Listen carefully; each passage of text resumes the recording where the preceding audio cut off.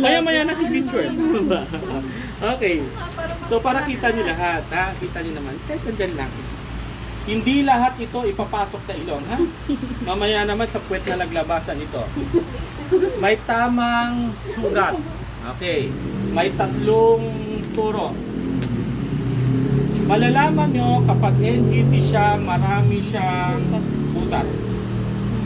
Merong orange na ganito at meron ding mamahalin. Ito yung silicone type. Kaya malambot-lambot. Kaya 160 siya. Ito 3 for 100.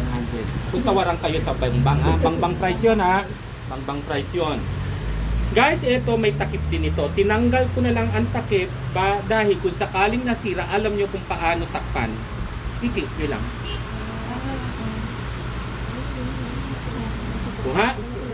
Ang purpose, kaya kinikink natin ito para walang hangin na pumasok sa loob, para hindi magkaroon ng gas, or para hindi lumabas ang acid. May 2 purpose to.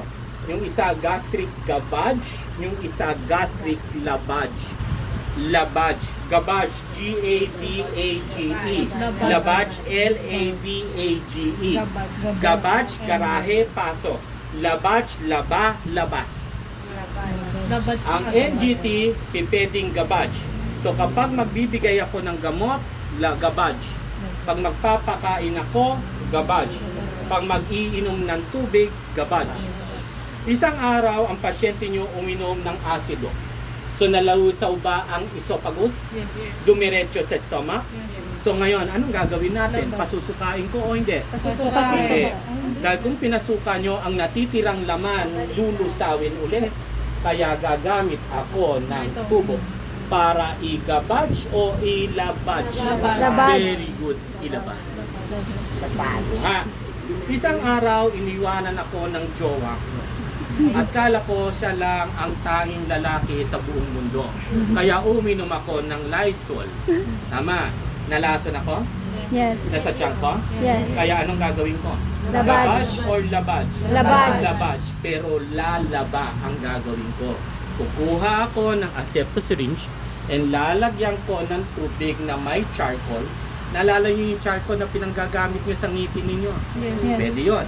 Charcoal, ipapasok ko rito, then hihigupin ko ulit, ilalabas ko, then kukuha ulit ako, then ilalabas ko. So nagpa-flashing o hindi? Flashing. Naglalaba ako para matanggal yung lason sa tiyan ko. Ang pasyente ko ay may ulcer, gastric ulcer. So anong gagamitin ko? Tubig na mainit o tubig ng malamig? Malamig. Para ano mangyari sa sugat? Mag-constrict o mag-dilate? Dilate. Kaya ano ang ginawa ko? Gavage or lavage? Gavage. Sabi naman ni Doc, Roy, titingnan ko kung meron ng pagdudugo ang stomach niya. Kaya anong gagawin ko? Is it gavage or lavage? Lavage. Kukuha ko ng acid, then may specimen ako, then ilalagay ko na lang sa isang tube. Tama? Para malaman kung meron nga itong dugo o wala. So, kuha. Ito, pipeding temporary, pipeding permanent. Kung ang pasyente na, ito rin ang problema. May case na ito, nasisira na. Ilang days nga ba? Ilang days dapat? 14 to 28 days. Tama ba? Kung nakikita nyo na may itim-itim na yan, katulad nito, amag na yan. So, ibig sabihin, matagal na siya. Naintindihan? May case ito na nasisira na, pati ilong nababakbak na, kaya hindi ko na ginagamit ang NGT. Ano ang ginagawa ko na? PEG na ang ginagamit natin. Ibig sabihin, nasa stomach na ang butas. May case din tayo ng catheter. Tama. Pero labas-pasok ang mga catheter, kaya nasisira na rin ang butas. Kaya ang ginagawa, hindi na dyan ang daanan. Dito na mismo inooperahan. Suprapubic catheterization ang tawag. Kung saan ang pubic hair nyo, doon ang binubutas kasi nandoon mismo sa pubic hair natin ang bladder natin. So anong tawag doon? Suprapubic na. Hindi na mismo sa ari pinapasok. Okay na, kuha na. Kaya may mga cases kasi na hindi permanent ito. Nasisira na rin. Okay, kuha. May mga pasyente rin tayo na may mga demensya at nakikita niya yan, kaya hinahatak niya. Para maiwasan na yan, dyan na kami magbubukas. Meron din ganon. Kasi yan, less niyang nakikita na may mga lawit na dugo. Doon na tayo? Okay, good. Ngayon, pupunta tayo dito ha. Paano isukat? From the tip of the nose, sabay-sabay kayo, from the tip of the nose to the earlobe and to the xiphoid process. Saan ang xiphoid process? Nakikita nyo yung floating ribs natin? Kung saan nag-meet ang floating ribs nyo, ayun ang xiphoid process. Kaya pag nangangasim kayo, hindi dito, ito ang masakit. Tama? Ulitin natin. From the tip of the nose to the earlobe, to the end of the earlobe, to the xiphoid process.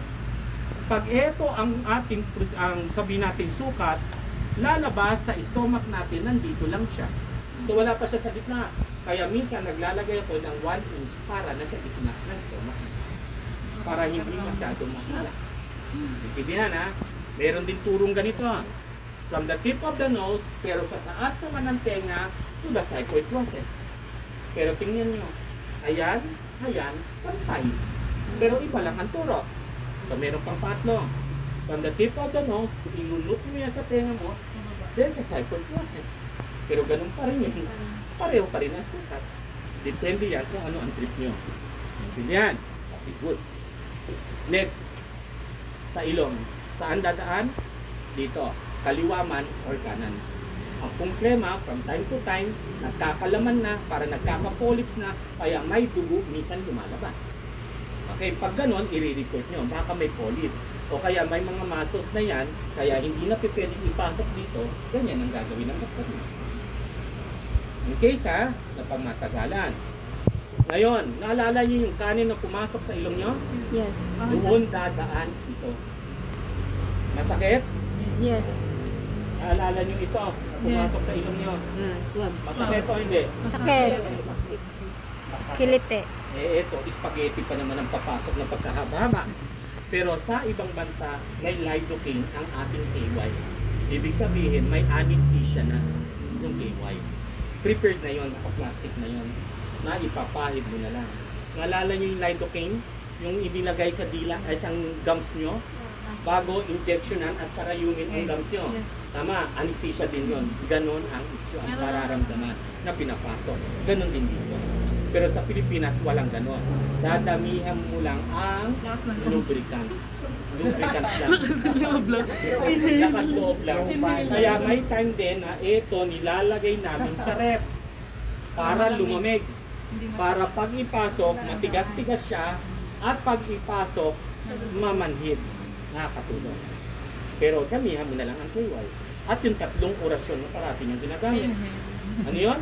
Hinga ng malalim, parang kagat ng kaya mo yan. So yun na ha, okay. Nalagyan na NGT na ako, sir. Ha? NGT na ako. Oh, yun, masakit. Nung gising ko lang po naramdaman. Kasi nakaano dyan. Bakit tayo NGT? Pa, Bakit? wala pa umalay. Nilagyan ako. Anong dahilan? Bakit daw? Nag-seizure po ako. May seizure ka.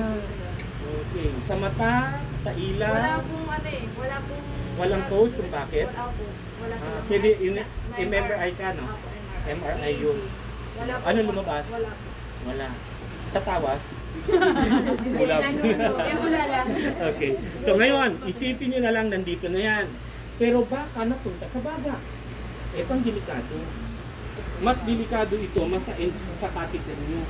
Sa catheter, 2 lang yan eh. Kung hindi sa vagina pumasok to, sa urethra, tama. Sa lalaki, isa lang naman ang pasukan niya. Sa catheter, Ito, pwedeng pumasok sa baga.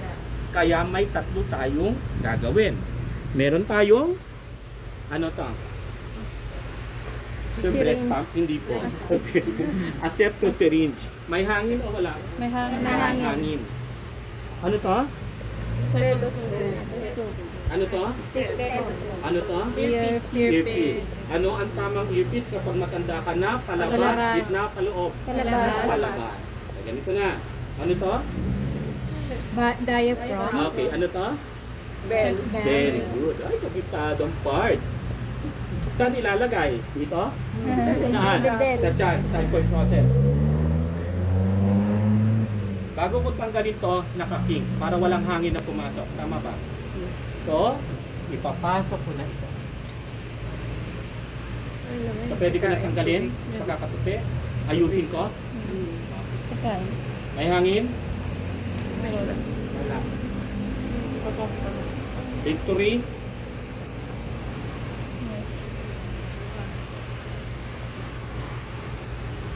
Gurog. Gurog.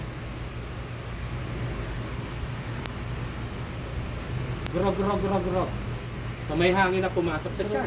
So tama ang placement o hindi? Tama. Ngayon, wala akong stethoscope kasi sa probinsya ko, meron lang akong kalat. Lumalaw. Meron. May vibration. So tama? Tama. May acid doon sa tiyan? Yes, kukuha ko ng acid. Ipipress ko ito. I-hold ko ang press. Ibababa ko below the stomach. Saka ko i-release. So may reflux. Madilaw-dilaw. Yes. Mainit-init. Yes. So ibig sabihin, nasa stomach o wala? Stomach. Very good. Luma na yung sinasawsaw dyan ha. Kapag sinawsaw daw at nagkaroon ng bubbles, ibig sabihin sa lungs. Guys, nagkakaroon din ng hangin ang tiyan. Kaya pwede rin mag-bubbles. Kaya hindi na yan sinasama. At hindi na rin sinasama yung litmus paper at magpapatak ka ng acid. Kapag naging pula, ano siya? Acid o base? Acid. So hindi na yun ha, pang elementary na yun. Hindi ko na ginawa na, ma'am, my name is Roy, ay kung pangalan no, hindi ko na yun ginawa, pang kindergarten na yun ha. In-anticipate ko na alam nyo na yun. Tama ba? Okay. So pwede na ako magpakain? Pwede na. Yes. At ang pinapakain ko ay malapot o malamnaw? Labnaw. Malapot. At kapag malapot yan, may tendency magbara. In between. Maari sa loob. Kaya ang gagawin ko, flushing. Ulitin. Ilang ml? 20 to 30 ml. Before and? After. Ulitin natin. Anong gagawin? Ilang Flushing. ml? 20. Kahit sa abroad, 20 to 30. Before and? After. Sa ngayon, tatanggalin ko na. Pero bago kong tanggalin, ikiking ko ito. Tandaan nyo, may sumpang bumabalot dito. Natatanggal ito. At ayaw kong mangyari sa inyo. Mangyayari sa inyo, pero ayaw kong mangyari. Kaya ang gagawin ko, ngayon pa lang, sinasabihan ko na sa inyo na hindi ganito ang hawak. Inulusot ko yan. Hinawakan ko ng baril, hinawakan ko pa ito. Kuha. Ewan ko lang kung may demonyo pang kuha nito. Wala na. Tanggalin ko na. May hangin bang papasok? Wala. Kasi naka-tupi. Ilang ml? 20 to 30. Release. Hawak pa rin. Tapi ito. Okay? So tuloy-tuloy. So ibig sabihin walang Tiyan niya. bara. Kaya magpapakain na ako. Mainit o maligamgam? Maligamgam. Maligamgam, huwag mainit. Dahil ang init, masakit sa tiyan ng pasyente. Depende kung ilan ang order. So sabi 60 ml. Then release. Shake it to the left and shake it to the right. Hawak pa rin ha.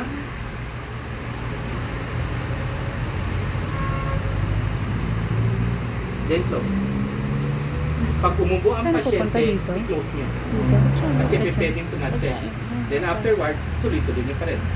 Kung sakaling sinabi ng doktor, pakain pa tayo, pakain. Pero walang flashing. Pero tapos na magpakain, anong gagawin? Flushing. Ilang Flashing. ml? 20 to 30. Water lang, sir.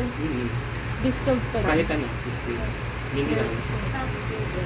Iniikot ko kasi sayang may mga pasteurized, no? May pang pagkain. Then, tanggalin ko. Ano ang position ng pasyente natin? 45 Semi-powders o high powders position. Tama ba? Pag mga comatose, semi nyo lang yun. Okay. Ngayon, okay na? Ano dapat ang i-document? Feeding. Pangalan ng gamot o pangalan ng pagkain? Ilang Oras. ml ang pinasok nyo? Anong oras kayo nagpakain? Ano ang reaction ng pasyente? Ngayon, sabi ni Dr. Roy, bigyan mo na ng gamot. Ito namang tanong, doktor. Sana sinabi mo, pinagsama-sama ko na ito dahil makikita-kita rin naman yan sa tiyan. Guys, pwede nyong gawing ihalo kapag spoon feeding. Pero kapag osterized feeding, bigyan nyo ng dignidad ang pasyente nyo. At huwag yung gawing kaning baboy. Ang gagawin ko, isusunod ko ang tabletas. Wala na. Tabletas? Depende sa gamot ha. Kasi may gamot na before, may gamot na with meals, may gamot na after. So may gamot, tablet, durog o hindi? Durog. Usaw o hindi? Usaw. So kailangan ko ba mag-flashing o hindi na? Kailangan. Hindi na. Kasi kakakain lang niya at alam ko na okay naman yung tubo. Distilled water lang din ako. Distilled o kaya naman mineral kahit ano. Walang, So may mga walang granules. 5 minutes yan, sir. Wala. Yes. May granules? Yes. So ikot-ikot ko. So marami pa natitira, kaya Flushing. pwede ko na din isabay ang flashing. Then shake it to the left and shake it to the right. Left and right. Left and right. 20 to 30 din, sir, pagka Depende. gamot. Kahit 10, basta lang. Ah. Kasi tapos na tayo mag-shop, flashing eh. Kaya pwede kahit ilan. Then, guys, may mga pasyenteng naka-NGT na nakakalulot at nakakainom ng tubig. Pero hindi lahat. Kaya dapat ina-assess mo kung pwede pa makalulot ito. Kung ganun, Okay. sir, bakit meron siyang NGT kung nakakalimutan? Tubig lang ang kaya nyo lununin, Ah. pero yung pagkain, Hindi niya nasasabit malunod. siya. Ah. Kaya piniprevent natin ang aspiration, pneumonia. Okay? Sige, kabilaan kayo. Go. NGT muna. Sinong hindi pa nakapag-suction? Kami po. NGT. NGT muna ang gawin nyo. Dito din yung hindi nakapag-suction. NGT muna dito. Yung hindi pa nakapag-suction. NGT. Okay? Stethoscope. Suot. Green yun. Okay? Ano muna ha? NGT muna tayo. NGT. Bali, ano na Okay. lang. Oh, yes, pwede din yan. NGT din yan. May NGT din yan. Gamitin nyo din yan. Okay? Stethoscope. Ito ba? Oo. Ito. Dalawa yan. Ayan. Stethoscope. Suot. Stethoscope lang. Go. Suot. Sabay kayo. Okay, good. Connect ang step sa syringe. Walang clean and dirt, ano dyan. Hmm? Walang Okay? marumi. Victory. Victory. Okay, pasok mo. Okay. Ayusin ang tubo.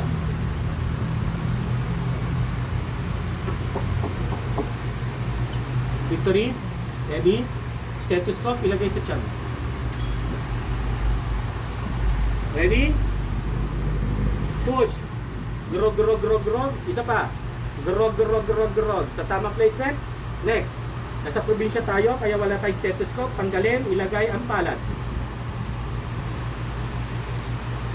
Then press. May vibration? Very good. Next. Kukuha tayo ng acid, kaya ipipress ang valve. Then ibababa below the stomach, then release. Tanggalin mo na yan. So may acid? Madilaw-dilaw? Sa tamang placement? Yes. Go. Flashing. Bitin. Hawak.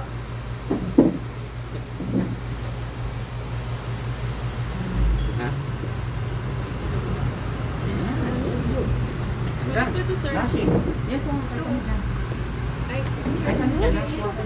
Parang ko flash yun ako kasi. Flashing. Ilang ml? Hmm? Okay, good. Ano? Balik mo rin doon. Bubos. Saan mo? Pwede malaglag yan.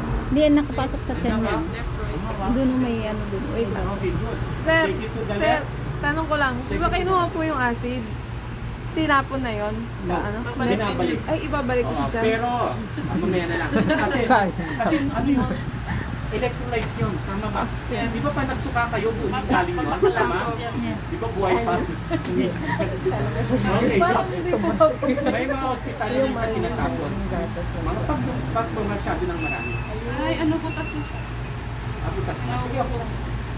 Okay. Press lang ha. Press lang to. Para madali bumaba. Kaya pala hindi mo ako kanina. Naka-inflate na siya sa Pag may acid, kailangan mo i-flush. Mm-mm. Or kahit walang acid, kailangan pa rin i-flush. Pati sa pagpapakain, kailangan pinaplush ka. Pakain nga ito eh. Pero kumuha pa ng acid. Parang, kaya nga. Pero ito yung way ng pagpapakain. Mm-mm. Kukunin mo pa rin talaga yung acid. Titingnan mo kung may acid. Tapos, Ibabalik. ibabalik. Ito eh. Tapos flashing. Flash mo. Bago ka magpapakain na. Maglalagay ng food. Okay. Oo nga, doon ang tape. Kaya ang Gusto ko tagal. nasasanay kayo kasi common to pili. Okay, next, flashing. Flashing na. Flashing. Gamot muna. Sige, gamot. Flashing ko lang yung sir papakain niya. Flashing. Or gamot na po. Before meal. Ano, Flashing pa lang po. Ano? Wala pa pagkain. Wala pa pagkain. Wala pa yung pagkain. Hindi namin flashing pa lang sir. Oh, yan, assuming na lang. 60 ml. Okay. Sir, pag tablet, diniduro. Dinuduro mo. Pwede na siya Powder sa form ha. Pwede. Okay, close. No. Okay, gamot naman. Uy, tumapon yung gamot. Tapos tubig. 8 ml na lang yun. Oo, minsan may minsan may Gamot yun, gamot. Ito kasi ibang flasher to eh. Ito, ginagamit. Tapos lang, no? Depende rin. Flashing ulit, diba? Wala namang... After gamot, flashing ulit. So, mga 20 to 30. Pwede rin pagsabayin nun eh. Oo. Uy, bakit At saka wala yung mga granules. Ano lang yan? Pero kapag may input and output monitoring, lahat ng tubig na papasok yung document. Kaya yung 10 ml, 20 ml, dapat Buhay ka pa. kasama kayo niya. Higit-higit ka. Buhay ka pa. Kasi ihit. Ano pasyente mo? Nakadayo, pwede pinta mo. Okay na. Okay na? Tanggalin nyo, then ikit. Okay, next, patch. Right. Ito na ganon. Good. Okay. Next. Ito na ang support. Kala ko binibigyan mo ko.